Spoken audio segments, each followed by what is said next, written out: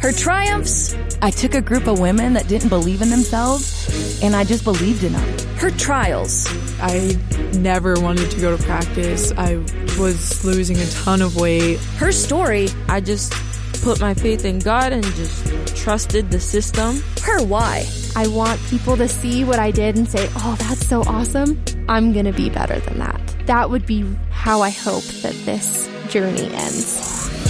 This is Her Why, where we tell the stories from BYU women's sports. Here's your host, Lauren McLean. We're so glad you've joined us for Her Why, where we celebrate the women who make BYU sports great. Joining us now is Whitney Johnson Catt, the Associate Athletic Director of Student Athlete Development, Diversity, and Inclusion. Thank you so much for being here with me, Whitney. Yeah, thank you so much for having me. Did I say that right, your title? You did. You did. I know it's a long one. It's a mouthful. A long one. You said it perfectly. But it's an important one. I Yes. love it. You were hired at BYU in 2021, but you've made an addition to your name since then. You got married in 2022. Yes. Is that right? Correct. How's married life treating you? It is so going, far? it is wild. It is going so well. Love my husband. He is the second half of me that always needed. Yeah. Never knew I needed, but always needed. But actually, though, I would love to tell you, so in the almost 2 years, not quite 2 years, but almost 2 years that we've been married, all of the major stressors, starting a new job, we've moved twice. There's actually, sadly, there's been some deaths in my husband's family, so he's had 2 funerals. We had a baby last year. Oh my gosh, congrats. Thank you. I was actually on bed rest with preeclampsia, and then he had a major surgery last year, so health challenges. I mean, and I shouldn't end on the bad note, the health challenges, but anyways, it has been a whirlwind, and we were taking life 1,000 miles a minute. And this past weekend, we just decided that we wanted to start getting our basement done and some landscaping. And I'm like, why do we do this to ourselves? Like, why are we packing so much? Like, we're still newlyweds in some ways. But anyway, it's awesome. He's phenomenal. And anyways, and I love him. So life's good. It's amazing how much you feel like you can do when you got someone by your side, right? True. Yes. Like more than you feel like you could be able to do yourself. Yeah. Yeah. We see a lot of weddings here in Utah, Whitney, throughout the year. But you got married in Preston, England. How did that all come about? So my husband's family is all from Arizona, and he is a convert to the church. He got baptized in high school. And so him and his 2 brothers are Latter-day Saints, but no one else in his immediate extended family is. And so we wanted to make sure that they were an intimate part of our wedding. And, we got married in our 30s, so a little later. So we wanted to make this a big deal. And then my parents were on a mission in England, Manchester, England. And so, of course, wanted to have them be a part of it. And then all of my family is in Utah. So we got civilly married in Arizona to, celebrate Scotty's family. My husband got sealed in Preston, England, so my parents could be there, and then had a reception in Utah. So we say we had 3 weddings. And instead of bringing everyone to us, we went to everyone. And just had a phenomenal time. I love that. Man, when you're getting married in your 30s, you do, because you're in good company. I did the same thing. Okay. You celebrate that hardcore, right? You have 3 weddings. You go all out. Yeah. And you don't apologize. And we did a cruise in the Mediterranean for a honeymoon. So we legitimately I think I took a month off of work, honestly. We partied hard. You deserved it. Well, a lot's happened in your life in the past 3 years since you've gotten this job here. You were hired as the Associate Athletic Director of Student Athlete Development, Diversity, and Inclusion. What's changed in the past 3 years when it comes to your job compared to when you started 3 years ago? Yeah. So I'll start macro and then bring it to a more micro level. A lot of things have changed just in the nation and in Utah legislation as related to diversity, inclusion, and belonging and equity, which is a term, that's not in my title. We don't typically use here, but it's a part of that work. Anyway, so, the Supreme Court struck down affirmative action.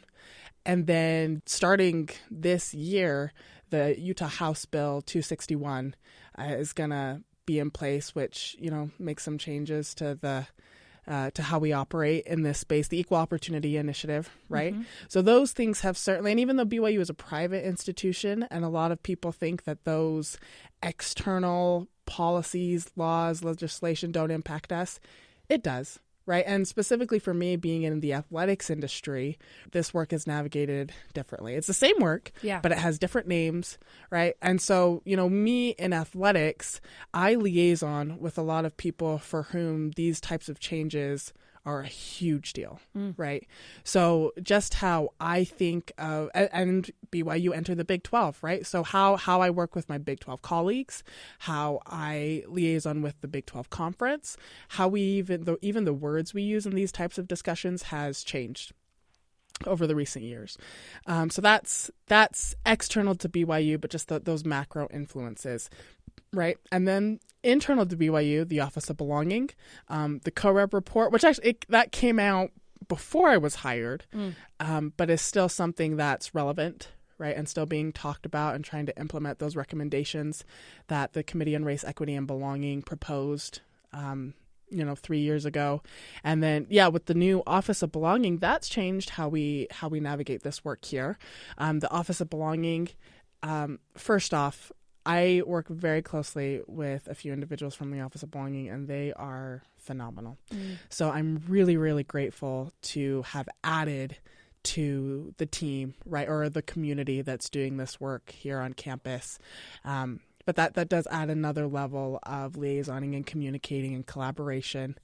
There have been some new diversity and inclusion designees or belonging officers that have been added to our community here at BYU. So, FHSS has always done this work, right? Yeah. They are just like the faculty there, and just anyways, they're rock stars, right? But I've learned that there's people doing this work in the library, right? And and the Kennedy Center has always been a staple. So there are a couple of staples, but then there are just, anyways, I'm meeting new directors, and I don't know how recently they've been called, assigned, or how recently they've been asked to do this work.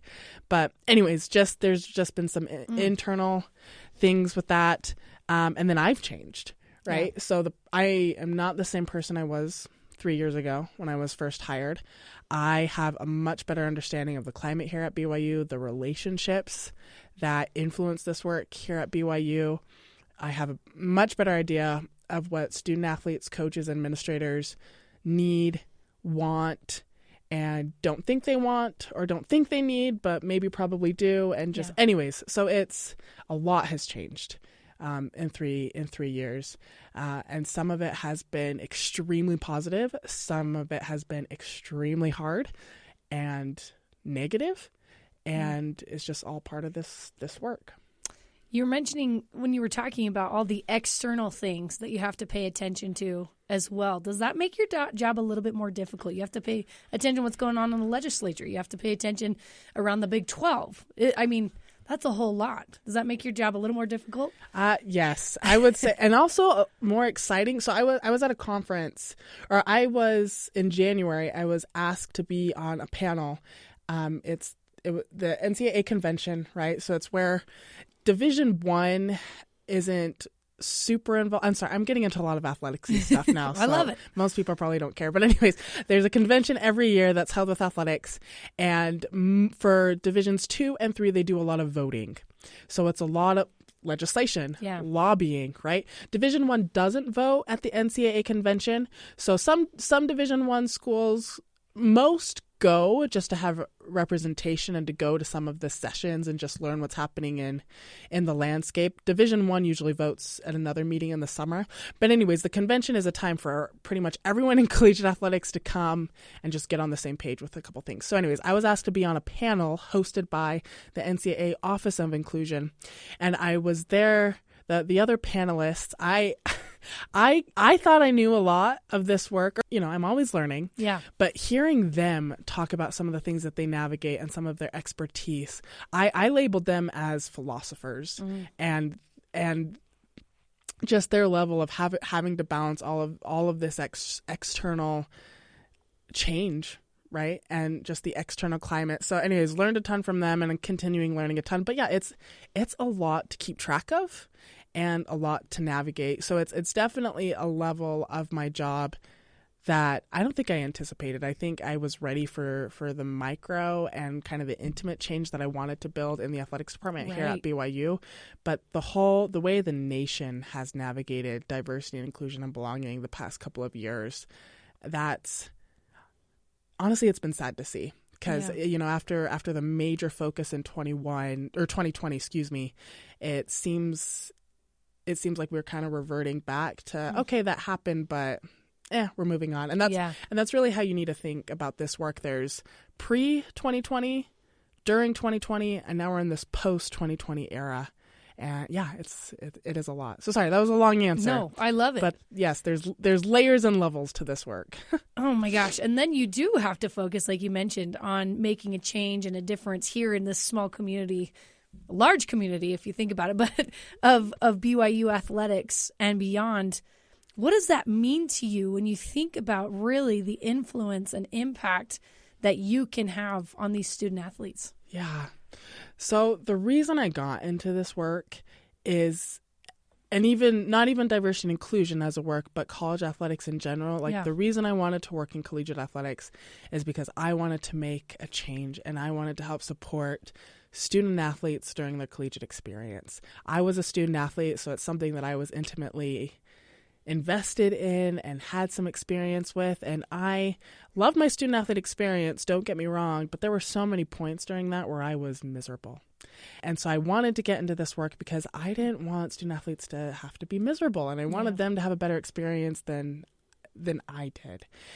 And so now being in the diversity and inclusion space, that's I say this to myself, a couple years ago, there was the talk of the Doctrine of Belonging by Elder Christofferson, right? And after that talk, I heard it, and I kind of told myself, I was like, you know what?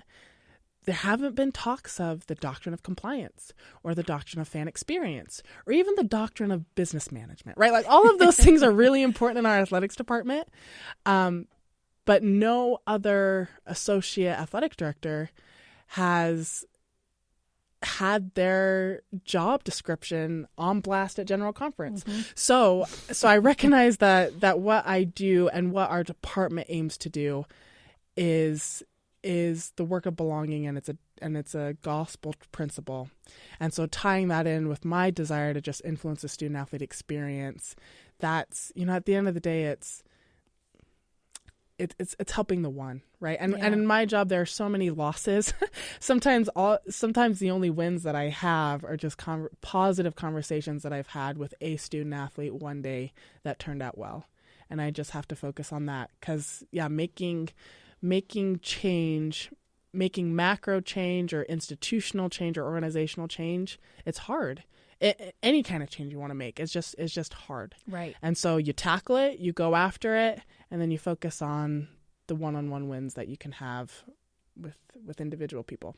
I'm sure that's a great way of, I don't know, because I feel like a lot of pressure would come with this, right? Because you were the first person in this position at BYU, an institution that definitely needed something like this. And so I think, like you mentioned, focusing on kind of those little wins, right, probably helps with that pressure you might feel otherwise. Yeah. And you mentioned Tom Holmo. You talked to Jerem Jordan a couple of years ago when you first started.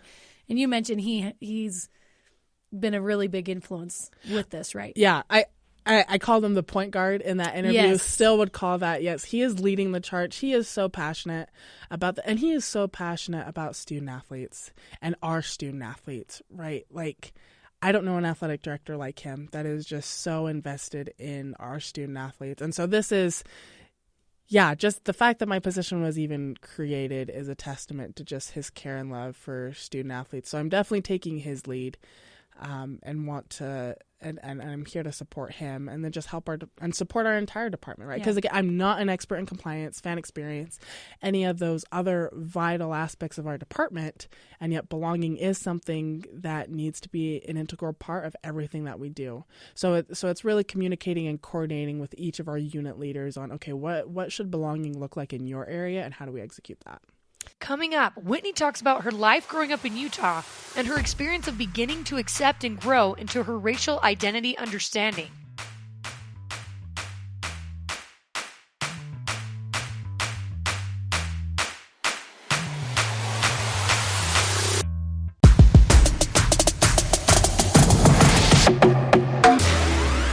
Welcome back to Her Why. I'm Lauren McLean, continuing my conversation with Whitney Johnson Catt, the Associate Athletic Director of Student Athlete Development, Diversity, and Inclusion.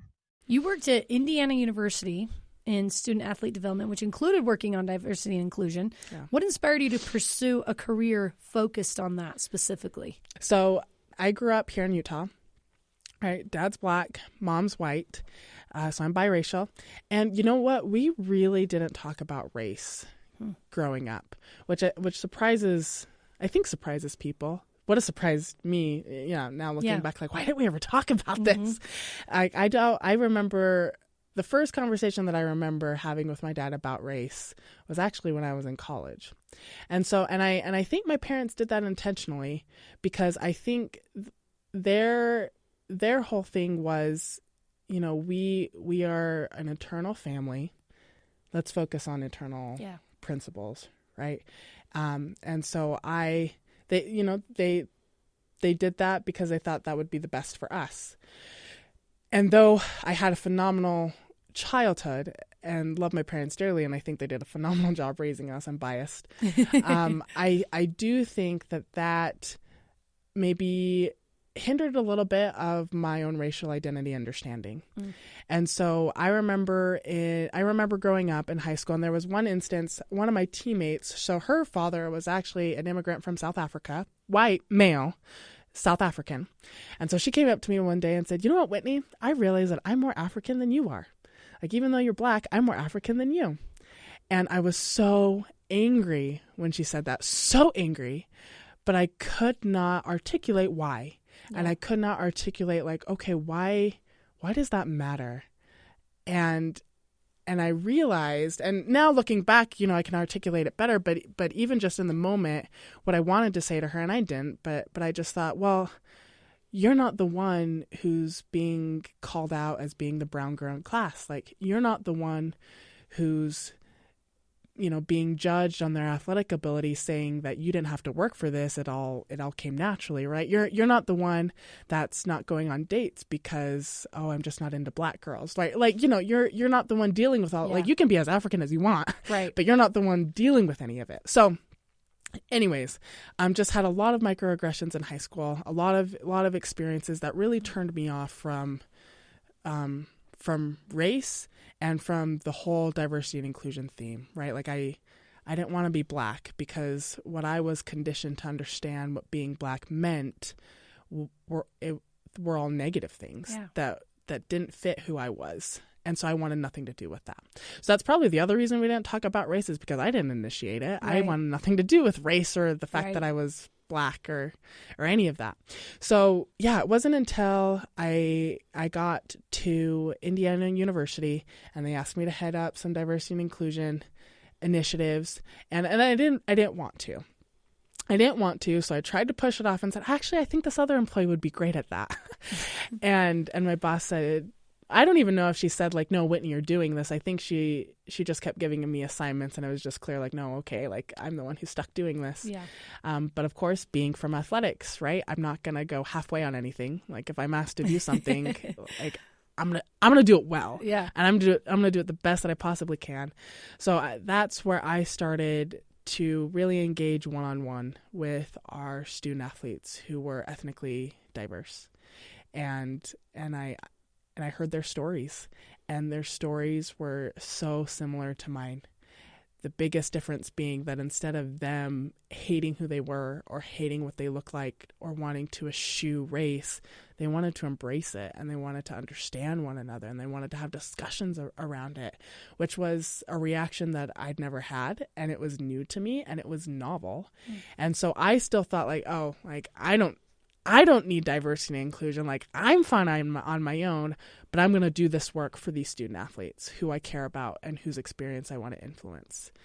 And then, so after Indiana University, I went to the NCAA, and that was the NCAA was the first time that I interacted with Black adults who I identified with. And they didn't have any of the stereotypes of what I thought Black people were, right? Like, they weren't socioeconomically deprived. They didn't come from single parent homes. I mean, some of them did, right? And like everyone's different, right? But I was meeting Black people who I had things in common with that I didn't think was possible. Like I didn't think I was allowed to be Black. And so speaking with them and connecting with them and finding a community with them and realizing that, again, we had these shared experiences, and it was powerful to me. And it just opened up this world where I could say, I'm Black, and that's beautiful, and I'm beautiful, and I'm Black, and I can have this community. And anyways, so then I realized that how important this work was, not just for others, but for me, and how important community was for an individual. And that's really where the fire ignited, where I just, like, we need more of this. We need more of people being able to embrace who they are, embrace others, both who are like them and both who are not, and just grow together in perspective and understanding. And that's what, so that's what got me into this. Do you feel like that was the moment that you were able to embrace your identity, or has it been a process since then? Was that kind of the light bulb, and then it's been a process? So it's still been a process. That was the light bulb, definitely, but it's still been a process. And actually, my first year on the job, we invited the organization Along Talk About the Uncomfortable Truth to come and work with our department. And there is this video that they had us all watch as part of pre-work, which is now, they had us watch a speech that was given by Jeffrey Robinson. It's now been made into a video. It's called Who We Are, A Chronicle of Race in America. I watched that, and I learned about Black history. I learned things about American history that I had no idea about before. And I remember my first time watching that, and I broke down crying, and I said, why had I never known any of this? Like, why were the realities of slavery never explained to me? Why were the Reconstruction era? I'd never heard of that. Why didn't I know that Blacks were voted into office and legislation, and then white supremacy was essentially, nope, we're not dealing with this, and just took away voting rights. And anyways, like there were thriving Black communities that got torn apart by white supremacy. And I just thought, no one's ever told me about this. And I was like, this is my history. Like, my ancestors lived this. Like, anyways, so that was a moment of my racial identity journey, that where it took another huge blow, right? And I was just like, this is a history of my ancestors that I had no idea about. Like, why? And so it took me a little while to get over that and be able to reconcile that, right? And so anyway, so yes, it's been long answer. It's been a process. And I think, there are a lot of actually different frameworks and theories, right, about racial identity, both for ethnic minorities and then white people too, like how you navigate race as a white person. And anyway, so I think it's a process for everyone. Right. And so me wanting to help people on that process, and also try and help them start that process a little sooner. I don't think that being a couple years out of college is the best time to start learning about your racial identity, speaking from personal experience. But yeah, definitely. And I'll say this too. President Nelson has talked a lot about identity and how our primary identities are that of being children of God, being disciples of Jesus Christ. And for those of us who are Latter-day Saints, being children of the covenant. And I think it's important to express that I believe that, and I support that. And those should be our main focuses of our identity. I also feel, and not everyone agrees with me on this, and this is not, this is Whitney speaking, not as a BYU representative, just me personally. I do, well, first off, I don't think everyone's treated, or I don't think everyone's respected as children of God. Yeah. Right. So if as our primary identity, if that was expressed and lived as a primary identity for everyone, then we wouldn't be having these conversations. Right. Like, we'd be fine. But since so many people are either ignorant of their primary identities, ignorant of the primary identities of others, or unable to express the respect and devotion that that primary identity deserves, our secondary identities become important as avenues to better understanding our primary identities and as ways to help us connect to Christ in a way that highlights the unique, intimate relationship that a connection to Christ should be. So that's why I talk so much about my racial identity, is because that's a secondary identity that through that process, I've come closer to Christ. And through that process, I've been able to better see myself as a daughter of God. And so, no, it doesn't supersede my identity as a daughter of God. It's an avenue that's helped me realize that. And so that's why I do feel like helping individuals understand and process their secondary identities, that's why I think that's important. I love that. And I love, before all of this, you mentioned, like, I had a great upbringing. You know, your parents did their absolute best, right? Because as a parent, and now you're a parent yourself. Learning. You're not perfect. You learn.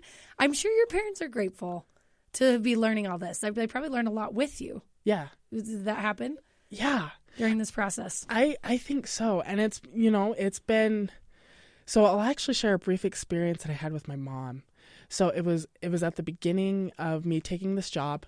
So I was going through another, we'll call it a roller coaster dive in my racial identity, right? And I was struggling.